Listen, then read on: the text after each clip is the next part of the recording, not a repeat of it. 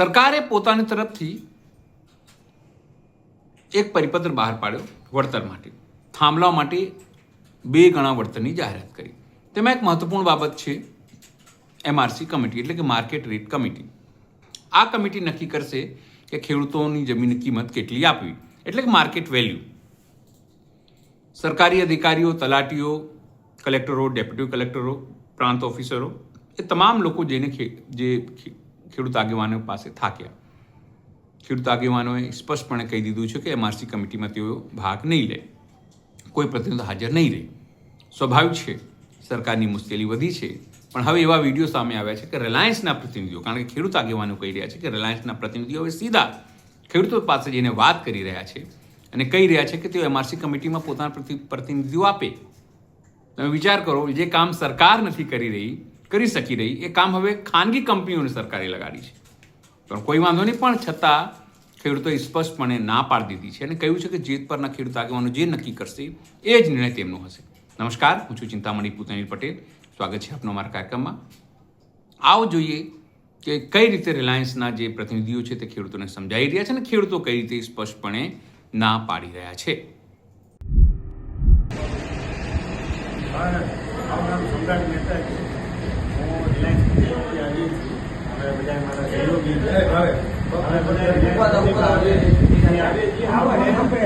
સમજાવવા માટે ખાસ આવ્યા છીએ કે હવે સરકારે જે તમારા પ્રશ્નો હતા એના સોલ્યુશન માટે થઈને હમણાં એક MRC કરીને કમિટી બનાવેલી છે, જે બજાર ભાવ નક્કી કરવા માટેની કમિટી છે, જેમાં આપ લોકોના સહયોગથી આપને જે જોતું હતું કે કમિટીમાં ખેડૂતના આગેવાની કોઈ રહે, આજ બજાર કિંમત નક્કી કરવા માટે થઈને આપ લોકોનો બી એમાં સહયોગ હોય. એટલે આ એક્ઝેક્ટ અત્યારે ખરેખર શું બજાર ભાવ હાલે છે એ આપ બી કહી શકો ત્યાં. એના માટે થઈને 3 લોકોની કમિટી બનાવેલી છે અને બધા પોતાના ભાવ બંધ કવરમાં આપવામાં આવે છે. આજે કલેક્ટરમાં બંધ કવરમાં તમારા જે વેલ્યુઅર હોય, તમારા જે સહયોગ મળે, પછી તમે એક પ્રતિનિધિ રાખો, તમે એક વેલ્યુઅર બનાવો, તો એ વેલ્યુઅર તમારે બજારે વાત કરી અને જે બજાર ભાવ હોય એ એક બંધ કવરમાં કલેક્ટરને આપણે 3 લોકોએ એક સાથે જ આપવાના રહેશે. બરાબર છે? તો એ 3 કવરમાંથી પછી 1 by 1 કવર, 2 કવર બોલશું, એવરેજ નીકળશે, જે ભાવ થતો છે એ રીતે સરકારના નિયમ મુજબ એમાં આપણે આગળ વધશું. તો એના માટે થઈને હતું કે એક તો આપ લોકો એમાં આગળ વધો, બજાર ભાવ નક્કી કરવામાં આપ લોકો બી આવો.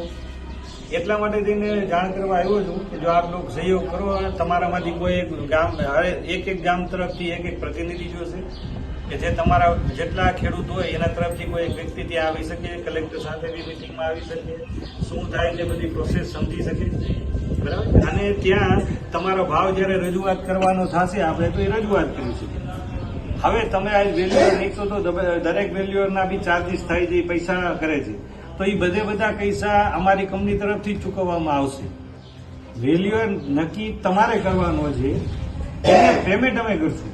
તમારે કોઈ જાતનો એમાં ખર્ચ આવતો નથી. બરાબર? અને જે આજે કંપનીનો જે આ ટાવરનું ને જે બધું છે કામ, તો એમાં આપ લોકોના એટલો જ બધો સહયોગ ને સાથની જરૂર પડશે. તો તમારા જે પ્રશ્ન હતા કે બજાર ભાવ નક્કી કરવાનો, બજાર ભાવ શું હોવો જોઈએ, તો એ બધી વસ્તુમાં સરકારે એટલું કર્યું છે ને બજાર ભાવના બી બમણા કરીને તમને પૈસા અમારે ચૂકવવાના રહીએ છીએ. તો એના માટે થઈને હું આજે આ બધાને મળવા આવ્યો છું. તો આ બધાના એક ગામ તરફથી જો મને સહયોગ મળે તો કોણ પ્રતિનિધિ છે અને તમે જો વેલ્યુઅર નિયમા હોય તો એ વેલ્યુઅરના નામ એ બધા મને આપવાના રહેશે. ભલે એના માટે થઈને તમે જે કંઈ થોડો સમય લ્યો તો એ મને સમય આપજો કે ભાઈ અમે આટલા દિવસમાં આ વસ્તુ કરશું. તો એમાં હવે તમારા તરફથી કાંઈ હોય કે તમને કાંઈ નક્કી કર્યું હોય, તમારા ગામમાં બધા સાથે કાંઈ વાત થઈ હોય અને કાંઈ પણ પ્રશ્ન હોય તો તમે મને પૂછી શકો. તમે આ 3 પ્રતિનિધિ કીધા બરોબર, એમાં ખેડૂત એક હોય અને એ 2 તો તમારા થઈ ગયા. અમારે એક કંપની વાળો હોય અને કલેક્ટર હોય. આ વસ્તુ ત્રીજા સ્ટેજની વાત હાલે. આપણે મીટિંગ થઈ એની પેલા એવી રૂપરેખા હતી કે ભાઈ હા કે ના કહેવા માટે મીટિંગ. એવું નથી. જો હું એક જ મિનિટ હા પાડવાનું સાહેબ નથી કહેતા. એને એવું કીધું કે દાખલા તરીકે હું નાના ભેલાવતી સરપંચ, મારા ગામના ખેડૂતોનું કેવું એવું છે સાહેબ અત્યારે મારા ગામના ખેડૂતો એવું કહે છે કે જેતપર ગામ જે આંદોલન ચાલુ છે એના સમર્થનમાં નાના ભેલા ગામ અને તમામ ખેડૂતો આજુબાજુના ગામડા બધા. આજુબાજુના બધા ગામના ખેડૂતો એની સાથે છે. સાથે હે. જે નિર્ણય જેતપરનો આવશે ઈ અમારો એ અમારો માન્ય રહેશે અને ત્યાં સુધી અમારા ગામના ખેડૂતો કે આજુબાજુના ગામના ખેડૂતો કોઈ એમઆરસી કંપનીનો મેમ્બર આપવા અત્યારે તૈયાર નથી. નથી. આવું કેવું થાય છે. હા એટલે નાના ભેલા સરપંચ વતી નાના ભેલા વતી હું કહું નાના ભેલા સરપંચ આ મોટા ભેલા સરપંચ છે એ તમે પણ કહી શકો. હા મોટા પેલા ઉપસરપંચ અને ખેડૂતો આગેવાન અમારા ગામના જે વીજ લાઈન આવે છે એ લોકોએ મને એમ કીધું કે તમે જાઓ મિટિંગમાં અમારા બધા વતી અને આપણો એ જ નિર્ણય છે કે જેતપર ગામે જે છાવણી ચાલે છે એના જે નિયમ અને એ જયારે યોગ્ય કે ત્યારે જ આપણે કરવાનું છે આગળ વધવાનું છે એનો નિર્ણય રહ્યો ને એ જ અમને સર્વોપરી છે જેતપરનો નિર્ણય આ મોટા પેલાના ખેડૂત વતી અને એના આગેવાન વતી જે મારા માવી ગયું બધું અમારા 18 થી 20 જણા છે એનું બધું કમ્પ્લેટ. હું ભાવપર ગામનો સરપંચ મનોહરભાઈ પ્રભુભાઈ જાની. મારી 10 જણા હે ને આપણે ખેડૂત 10 જણા 10 જણા ખેડૂતોને નોટિસ આવી છે.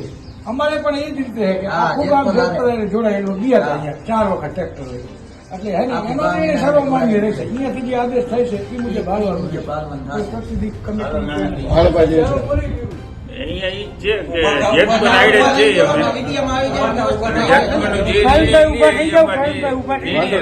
લઈશું બીજું જેતપર જે નિર્ણય લેશે એ લેશે એમ. નાના દેશના સરપંચ નાના પ્રવીણભાઈ, એમનું પણ કેવું ઈ જ છે કે જે જેતપરમાં GR નવો બહાર પડશે અને ખેડૂતોને માન્ય હશે ત્યારે જ આ બધા ગામ નક્કી કરી અને એમઆરસી કમિટીનો મેમ્બર આપશે. બધાય આજુબાજુના ગામ જેટલા આવ્યા છે એ બધાનું કેવું એવું છે કે અમારી એક નમ્ર વિનંતી રહેશે કે ઝડપમાં ઝડપથી આ ખેડૂતોનો નિર્ણય આવે અને જેતપર છાવણી ચાલુ છે એની સાથે તમે સંવાદ કરીને ઝડપથી ઉકેલ લઈ આવો. અમારી પણ એવી માંગણી કે તમે પણ કંપનીને રજૂઆત કરો કે ઝડપથી ખેડૂતોની માંગણી છે એ માંગણી પણ વ્યાજબી છે તો ઝડપથી આનો ઉકેલ આવે એ માટે તમે કંપનીને અને સરકારમાં પણ રજૂઆત કરો. જેતપર છાવણીની મુલાકાત લઈને અહીંયા જ સંવાદ કરી ઝડપથી એનું નિરાકરણ આવે એ બાબત ઉપર તમે થોડું નિરાકરણ આવશે જ નહીં. ધ્યાન દો. બાકી ખેડૂતો તમે બોલાવો ત્યારે આવવા પણ હાજર જ હોય છે અને તમને સહયોગ કરવા પણ તૈયાર છે પણ માંગણી જે ખેડૂતોની છે એ વ્યાજબી છે એ સ્વીકારો એટલે ખેડૂતો તમારા થાંભલા પાણી પાવાય આવશે. પછી તો તમારે તો તમારે સાંભળેલું ધ્યાન અમારે જ રાખવાનું હોય. તાર તૂટે તો અમે તમને કહેવાના ડાયરેક્ટ તમારે ત્યાં માણસ નહીં રાખવું. માણસ જ મારું ગામ તરગરીના ખેડૂત અમે 6-7 અહીંયા આવ્યા છીએ. અમારે ઈ જેતપરની કમિટી હારે અમે થઈ એટલે ઈ જેતપરથી જે નિર્ણય આવશે ને એ અમને યોગ્ય છે શિરોમાન્ય છે. આ બાબતે હવે જો તમારા બધાનો આ નિર્ણય હોય તો હજી આજ તમારી બધાની રજૂઆત છે હું મારી કંપની સુધી પહોંચાડવાની કોશિશ કરીશ. જે તમે શબ્દે મને જે જાણ કરી છે એ બધી હું મારી કંપનીમાં જાણ કરીશ.